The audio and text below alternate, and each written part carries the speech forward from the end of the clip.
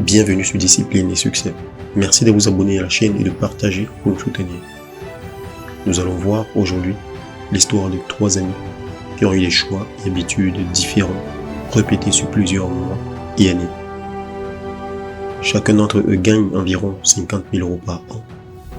Ils sont tous les 3 mariés, plutôt en bonne santé, de poids moyen si l'on fait abstraction de la brioche inhérente au mariage. Le premier, appelons-le Laurent, vit tranquillement comme il a toujours vécu. Il est heureux, ou du moins le pense-t-il, mais il se plaint à l'occasion que sa vie est monotone. Le deuxième, Simon, commence à apporter des petits changements à sa vie, des changements positifs, apparemment sans conséquence. Chaque jour, il se met à lire 10 pages d'un bon livre et à écouter 30 minutes de quelque chose qui l'instruit ou l'inspire en allant au travail. Simon souhaite que sa vie change, mais il ne veut pas tout bouleverser. Il a récemment lu une interview du docteur Mehmet Oz dans le magazine Success et y a choisi une idée à appliquer à sa vie. Il a décidé de consommer 125 calories en moins chaque jour. Ce n'est pas grand-chose. Un bol de céréales en moins, une bouteille d'eau gazeuse à la place d'une canette de boisson sucrée, de la moutarde à la place d'un maillot dans son sandwich, c'est faisable. Il s'est aussi mis à marcher un peu plus. Quelques milliers de pas en plus chaque jour.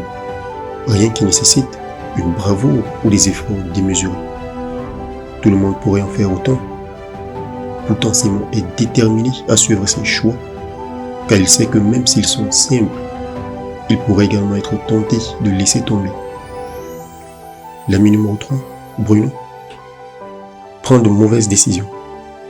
Il a récemment acheté une nouvelle télé grand écran pour mieux regarder ses émissions préférées. Il essaye les recettes qu'il voit dans une émission de cuisine. Il a un faible pour les plats à base de fromage et les desserts.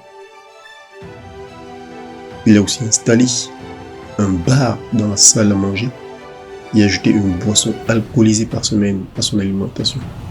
Rien d'extravagant. Bruno veut juste se lâcher un peu plus. Au bout de 5 mois, on ne voit aucune différence entre Laurent, Simon et Bruno. Simon continue de lire un peu plus tous les soirs et d'écouter des enregistrements en allant au travail. Bruno profite de la vie et fait moins de choses. Laurent n'a rien changé. Malgré ses comportements différents, 5 mois ne suffisent pas à constater un déclin ou une amélioration de la situation. En fait, si on pesait les 3 hommes, on obtiendrait une erreur d'arrondi de 0. Ils auraient l'air exactement identiques.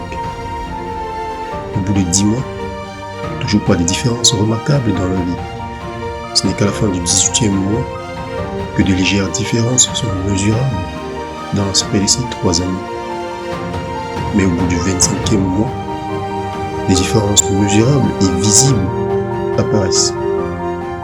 Au 27e mois, une différence marquante. Et enfin, au 31e mois, le changement est renversé. Bruno est maintenant gros. Simon est en forme. En consommant seulement 125 calories en moins par jour, pendant 31 mois, Simon a perdu 15 kilos. Durant la même période, Bruno a consommé 125 calories en plus par jour et pris 15 kilos. Il pèse à présent 30 kilos de plus que Simon. Mais les différences ne se limitent pas à leur poids. Simon a consacré près de 1000 heures à lire de bons livres et à écouter du matériel de développement personnel. En mettant ce nouveau savoir en pratique, il a eu une promotion et une augmentation de salaire. Surtout son mariage est au beau fixe. Bruno, lui, est malheureux au travail et son mariage bat de l'aile. Quant à Laurent, il en est toujours au même point qu'il y a 2 ans et demi. Sauf qu'il est un peu plus amer. Le pouvoir phénoménal de l'effet cumulé est aussi simple que cela. La différence entre ceux qui emploient cet effet à bon escient comparé à ceux qui s'en servent de façon négative est presque inconcevable. Cela paraît aussi miraculeux qu'un tour de magie. Au bout de 31 mois, La personne qui a utilisé la nature positive de l'effet cumulé semble avoir réussi du jour au lendemain. Pourtant, il ou elle doit son profond succès à des choix minimes mais intelligents, appliqués avec régularité dans la durée. Les résultats constatés dans l'exemple précédent ont l'air incroyables, je sais, mais cela va plus loin encore. En réalité, le moindre petit changement peut avoir un impact significatif, lui-même responsable d'effets inattendus et imprévus. Observons par exemple l'une des mauvaises habitudes de Bruno, la consommation fréquente d'aliments riches en calories. Afin de mieux comprendre en quoi l'effet cumulé peut également avoir des répercussions négatives sur tout le reste. Bruno fait des muffins à partir d'une recette qu'il a vue dans une émission de cuisine. Il en est fier, sa famille les adore et cela semble profiter à tout le monde. Il se met à en faire fréquemment, il aime ce qu'il cuisine, il mange plus qu'il ne le devrait. Mais pas au point où cela se remarque. Cette alimentation trop riche a néanmoins tendance à le rendre léthargique. Il se réveille mal reposé, ce qui le met de mauvais poil. La mauvaise humeur et le manque de sommeil commencent à se faire sentir sur son travail. Il est moins productif et reçoit des commentaires démotivants de la part de son patron. Le soir, il est mécontent de son emploi et n'a aucune énergie. Le trajet pour rentrer à la maison lui paraît plus long et plus stressant qu'avant. Il se rabat donc sur la nourriture, conséquence fréquente du stress. Cette apathie générale fait que Bruno se promène moins qu'avant avec sa femme. Il n'en a plus envie. Ces moments à deux manquent à sa femme qui le prend personnellement.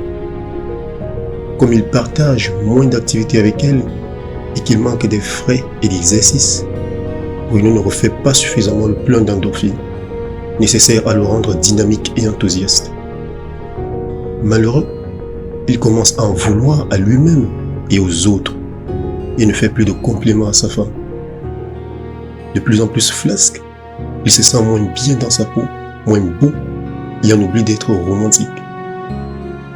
Bruno ne voit pas à quel point son manque d'énergie et d'affection envers sa femme affecte cette dernière. Tout ce qu'il sait, c'est qu'il ne se sent pas bien. Il commence à regarder la télévision tard le soir parce que c'est facile de se distraire. Sa femme, qui le sent s'éloigner, commence à se plaindre et à éprouver des besoins. Ne constatant aucune réaction, elle se distancie émotionnellement pour ne pas souffrir. Elle se sent seule. Elle se réfugie dans le travail et cherche la compagnie de ses amis, avec qui elle passe plus de temps.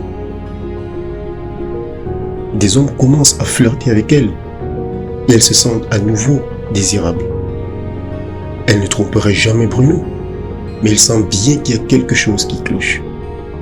Au lieu de comprendre que ce sont ses mauvais choix et ses mauvais comportements à l'origine de leur problème, il rejette la responsabilité sur sa femme. Tenir les autres pour responsables au lieu de chercher à faire un travail sur soi relève de la psychologie de base. Dans le cas de Bruno, il ne sait tout simplement pas comment s'y prendre. Les émissions de cuisine et les séries policières qu'il regarde ne proposent pas de cours de développement de soi ou de conseils matrimoniaux. L'idée aurait pu lui effleurer l'esprit s'il avait lu les livres de développement personnel de son copain Simon. Il y aurait appris des façons de modifier ses habitudes négatives. Malheureusement pour Bruno, les petites décisions qu'il a prises au quotidien ont provoqué un effet ricochet, responsable du désastre qui s'est ensuivi.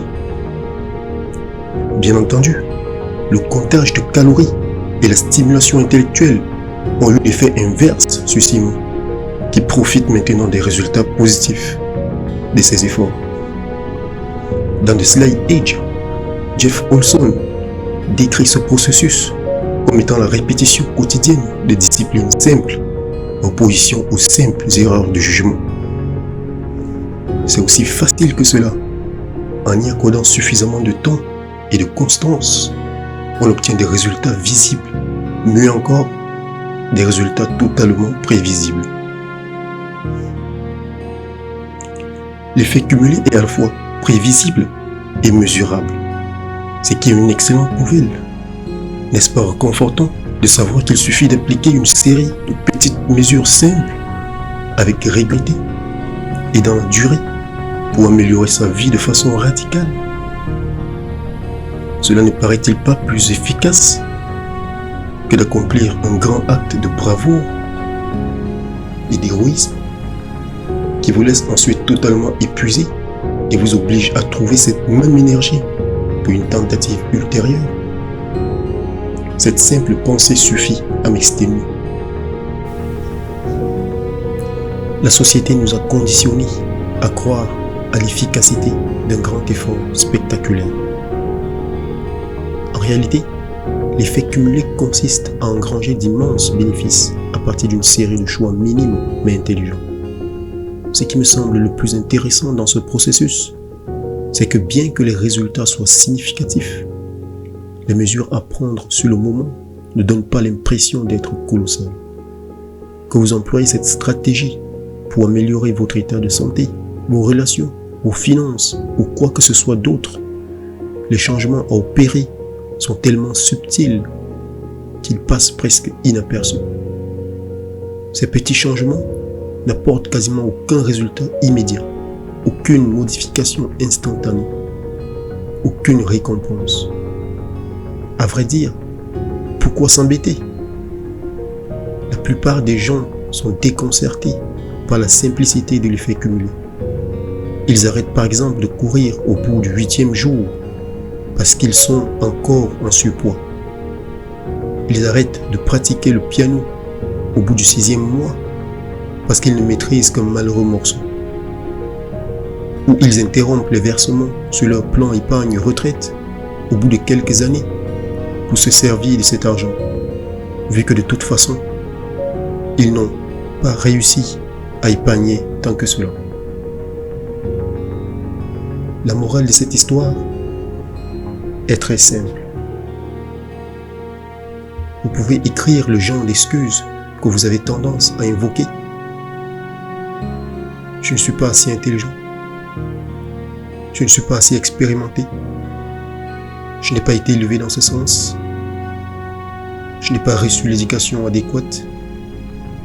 Mais décidez de compenser ces éléments en redoublant d'efforts et en vous développant personnellement afin de dépasser qui que ce soit, y compris vous-même.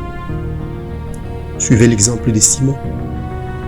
Notez la demi-douzaine de changements minimes, apparemment sans conséquence, que vous pourriez faire chaque jour pour donner à votre vie une tournure plus positive. Ne suivez pas l'exemple de Bruno. Notez les petites actions apparemment sans conséquence que vous pourriez arrêter et qui risquent de vous tirer vers le bas. Établissez une liste des domaines, des talents et des résultats dans lesquels vous avez connu le plus de succès par le passé. Demandez-vous si, en les considérant peut-être comme évidents et en cessant de les améliorer, si vous ne risquez pas d'échouer.